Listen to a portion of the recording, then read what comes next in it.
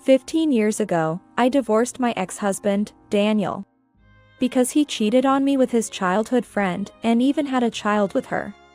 After the divorce, I was harassed by his mistress and eventually had to resign from my job. My current husband rescued me from rock bottom, and we've built a happy, peaceful family life together. But that peace was short-lived. After 15 years, I unexpectedly ran into my ex-husband who had abandoned me. You're still single, right? Nobody would want a barren woman like you, huh? You're still good at being unpleasant as ever. On like someone, my son looks like his mom and is so cute. As my smug ex-husband looked down on me, I replied, "Oh, really? He must be adorable. Oh, that reminds me, I should introduce you to my children." When I introduced my son, Daniel's smile faltered and he began to tremble. "Oh, that reminds me, I should introduce you to my children." When I introduced my son, Daniel's smile faltered and he began to tremble. "My name is Kathy Harrington. I am 38 years old this year. I live with my 13-year-old son, Sean, my 11-year-old daughter, Mia, and my husband, Ben, who is the same age as me." Sean, a middle school first year, is in the midst of his rebellious phase. He's been quite cheeky lately, but when he gets too out of line, Ben steps in and sets him straight. Mia, my daughter, loves makeup and fashion. She's the youngest and quite skilled at getting her way. Sean adores his sister and panics when Mia threatens, "If you're not nice to Mom, I'll start disliking you." Sorry. Look, I'll get along with Mom, okay?" He quickly panicked. He's straightforward and always brings life to our home. Despite the chaos, we live happily. I am actually a divorcee, remarried to Ben after my ex-husband's despicable betrayal. 15 years ago, Daniel and I were university seniors and juniors, with many mutual friends. Our relationship seemed blessed and promising. Soon after we got married, we started talking about having children. I wish we could have kids soon, and it would be nice to dress them in matching outfits, we would say. Both of us really wanted children. However, reality didn't go as smoothly, and a year passed without us having a child. Each month, as my period arrived, our relationship grew tense. Neither my husband nor I were happy about it, so we had numerous discussions, paid for expensive treatments, and searched for the cause of the infertility. But we were told there was nothing abnormal, and our marital harmony didn't improve. In the beginning, my husband was encouraging and cooperative. However, as time went on without a pregnancy, he seemed to grow frustrated and his attitude towards me changed. He would say things like, "When will I ever become a father?" in a loud, sarcastic tone. It was as if he had decided that I was to blame for our inability to have children.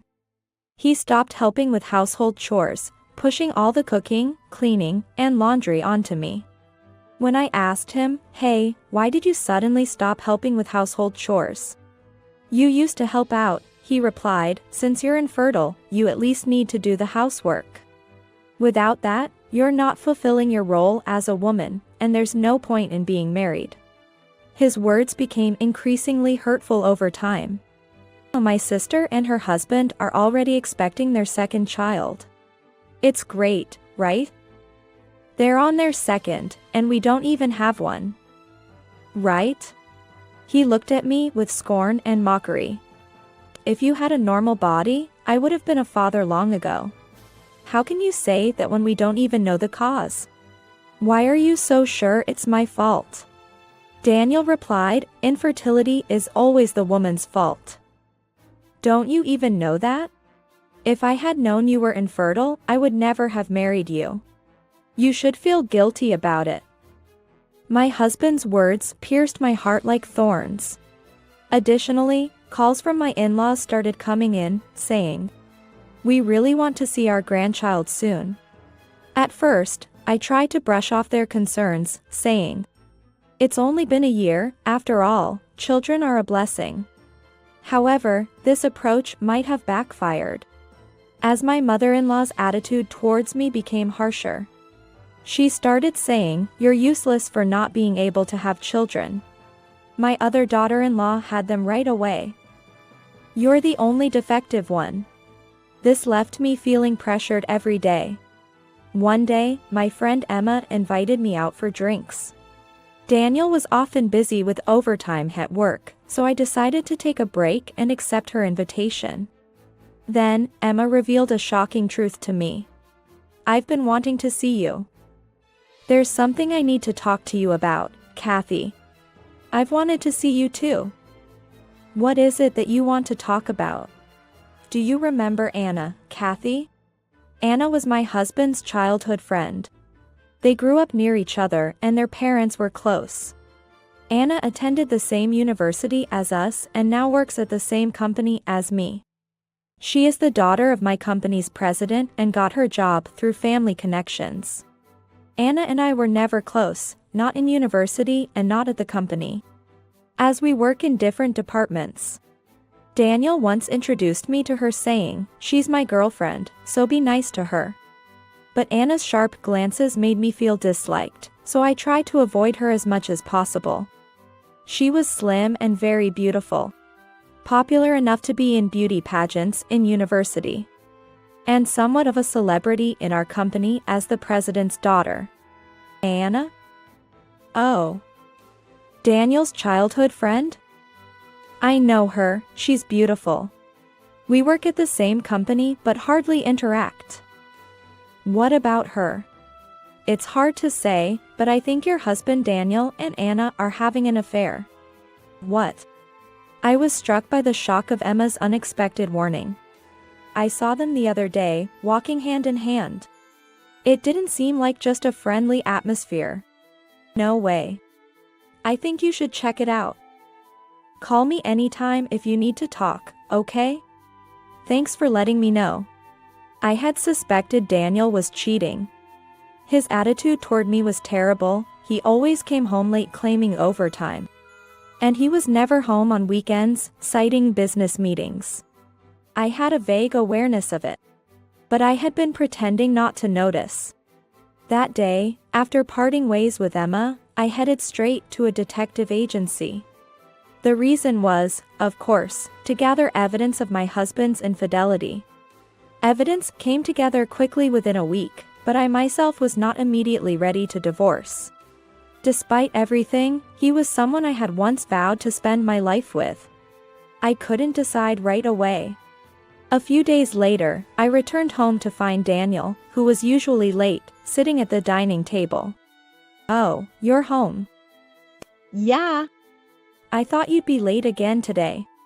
I said it with a hint of sarcasm. "Right. I'm sorry. I need to talk to you." Having heard about the affair from Emma, I had a bad feeling. "I want a divorce." "What? So that's how it is." I realized that this man wasn't just playing around with Anna, he was serious. "Anna is pregnant. I'm going to marry her." "Anna, your childhood friend? You said she was just a friend. And now she's pregnant. Were you having an affair?" "Oh, don't call it an affair." Makes me sound like a scumbag. It couldn't be helped, right? Anna can actually get pregnant and she's beautiful. There's no reason for me to choose you over her. I was shocked by Daniel's blatant attitude. He didn't think he was in the wrong at all. I was so shocked that I couldn't find the words to speak. Seeing me silent, Daniel let out a snort and said, "My mom has been nagging me to divorce you as well. She says Anna is prettier, kinder, and can have children. She always loved Anna anyway. This will make her happy too." In the end, both my mother-in-law and husband preferred Anna from the beginning. I was so sad that tears overflowed. "Well, I've already packed my things, so I'll be leaving.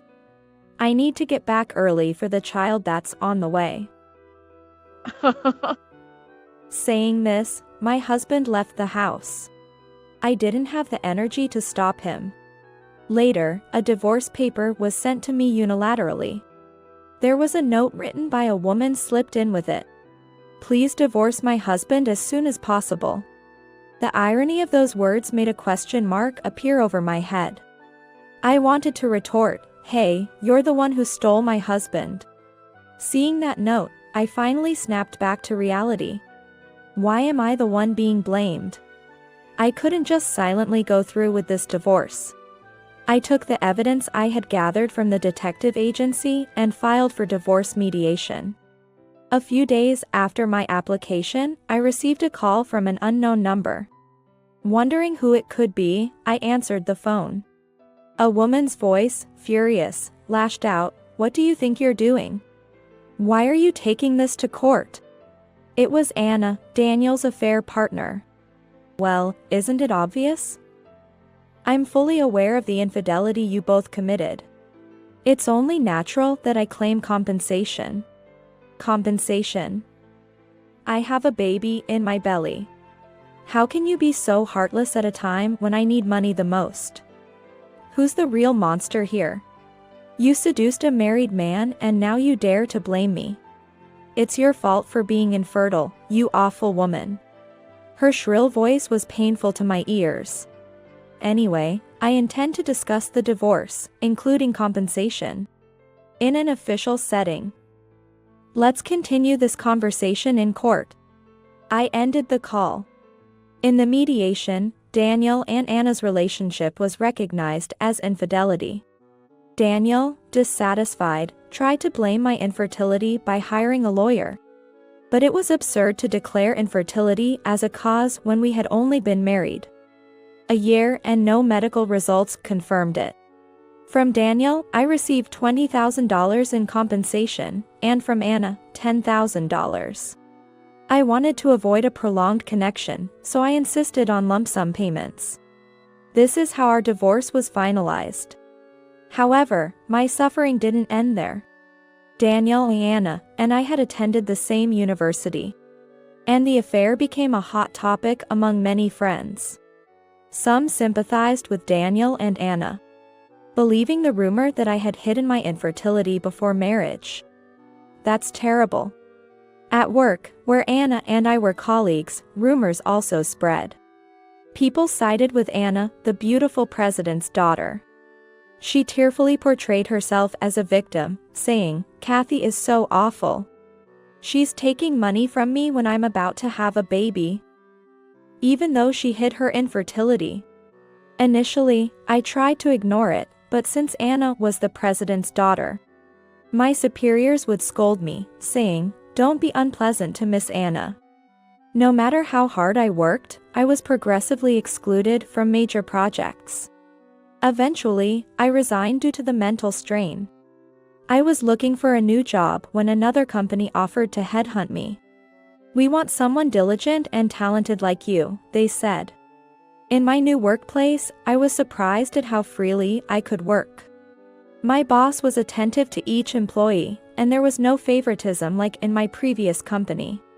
I found myself drawn to this wonderful boss.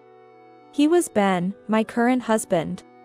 He supported me gently when I was at my lowest after the painful separation from my ex-husband. We started dating after sharing meals and personal stories. Our relationship went well, and thankfully, Ben proposed. However, having been left by my ex-husband due to infertility, I had many insecurities about marriage and confessed my fears of being infertile. Ben looked at me seriously and said, "Of course, I'd be happy if we could have children together. But the most important thing is, I love you, Kathy. You are precious to me. So even if we can't have children, I will always be by your side." He embraced me gently. I was truly happy. I decided to marry Ben, believing I wanted to spend my life with him. Shortly after our marriage, we welcomed our first child, a son named Sean. Soon after, our daughter Mia, our second child, was born. Perhaps the reason I didn't conceive with my ex-husband was due to timing or compatibility issues. Raising children is challenging, but these are happy days. One day, I attended a friend's wedding. As the ceremony reached its midpoint and guests mingled during the greeting and chatting time, I stood up to head to the restroom. That's when I saw Daniel, my ex-husband who had left me 15 years ago. Gosh. What's he doing here? For a moment, I was in a panic, my mind went blank.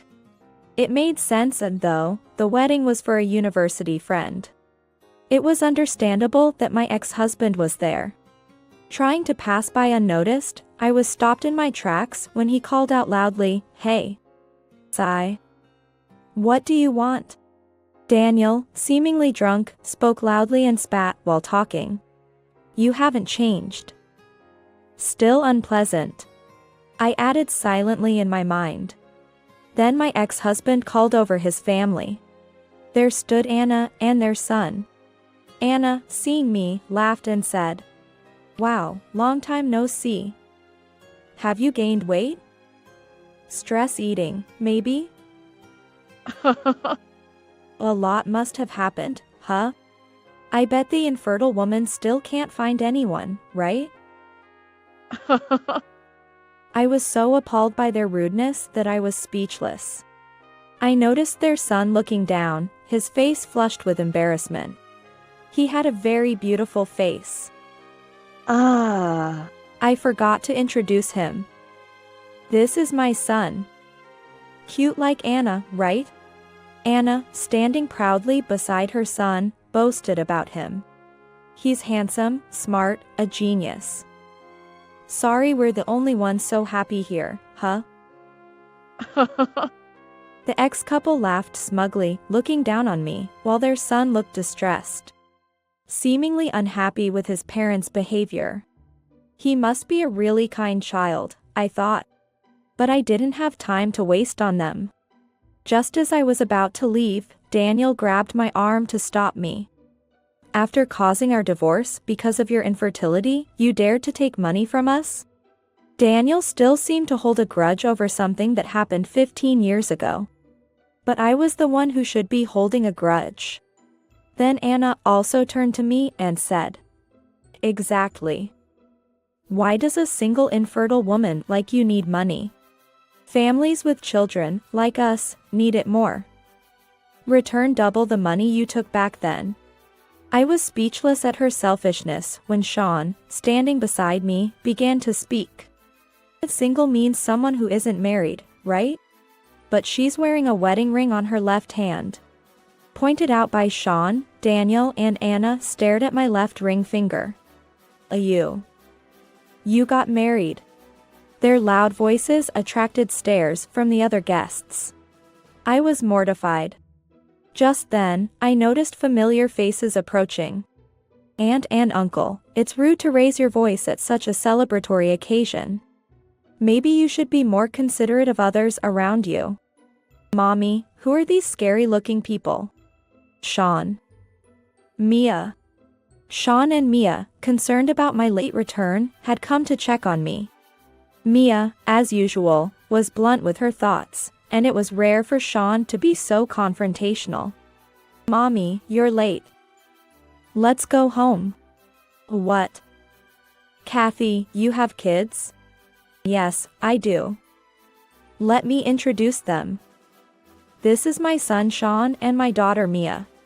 Daniel appeared stunned, unable to speak, seemingly shocked that his ex-wife, whom he thought was infertile, had 2 children. Anna was staring intensely at my son, scrutinizing him. After a while, she muttered in a hoarse, strained voice, "That uniform."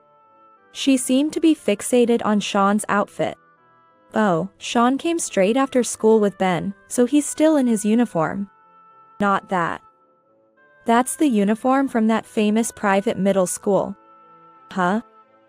"Oh, Sean worked hard and wanted to try for it. So we let him take the entrance exam. He passed and has been attending that private school since this year." Indeed, my son excelled in studies and attended a renowned school in the area. No way. That can't be. Your son couldn't. And my daughter, Mia, plans to take the entrance exam for the same school next year. That's right. And you know, my brother is amazing. He won a violin competition. Violin. I thought I recognized this boy, wasn't he on TV recently? Yes. He's been getting a lot of media attention lately.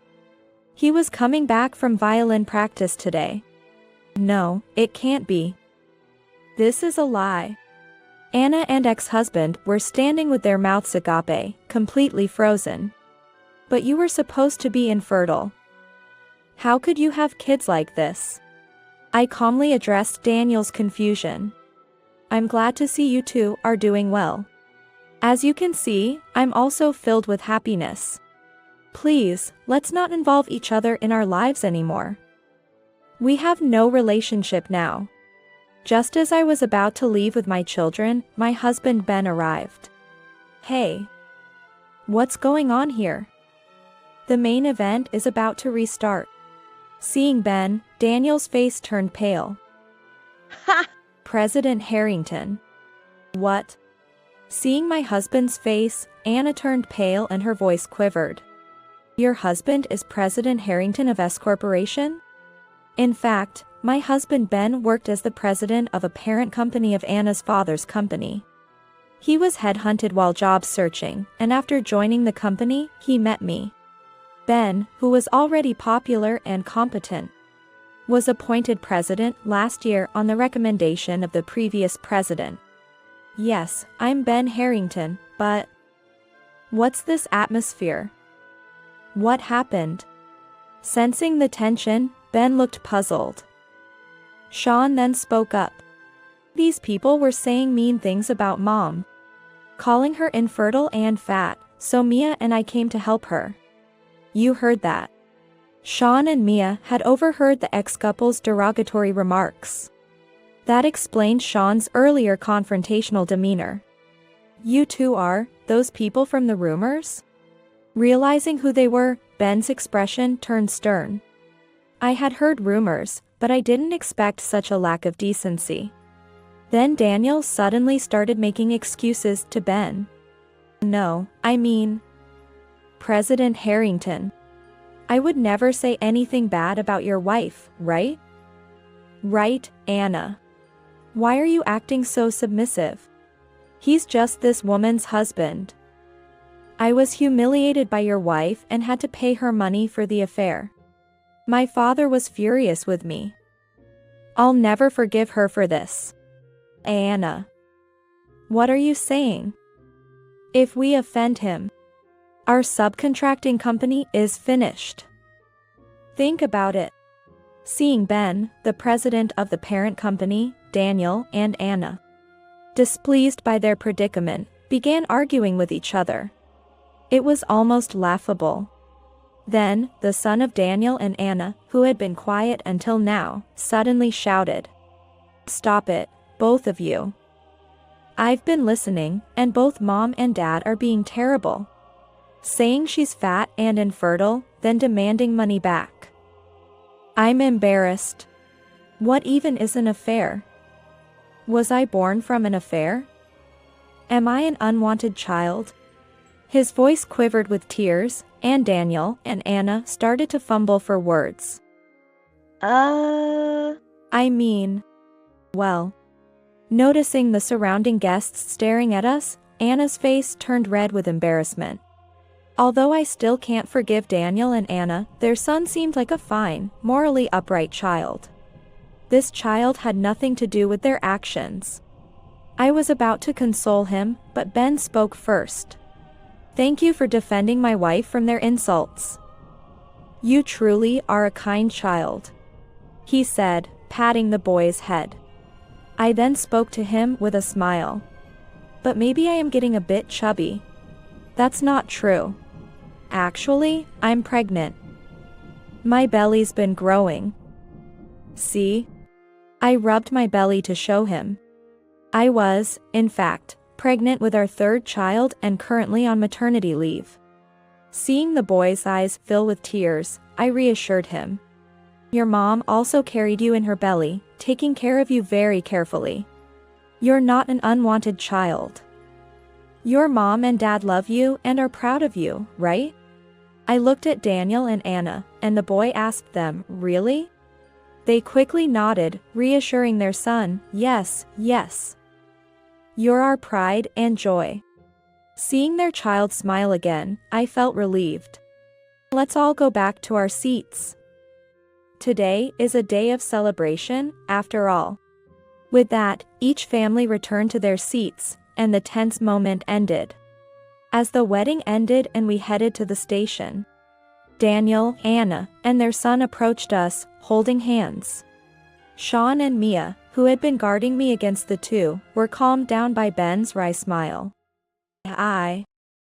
I'm sorry. I really am sorry. For everything in the past and today. And thank you for earlier, for our son's sake. It was the first apology I had heard from them in 15 years. Perhaps even people as terrible as them had changed a bit after having a child. It's really too late now. Well then. I said only that and turned away to leave. Sean offered to carry my bag, holding the one with the maternity mark. Mia draped her jacket over my shoulders. Even as children, they were considerate of their pregnant mother. All right. How about Dad's homemade hamburgers for dinner tonight, the kids' favorite? Yay! Thank you. With a vow to protect the smiles of my beloved family, I walked away from the painful memories of the past.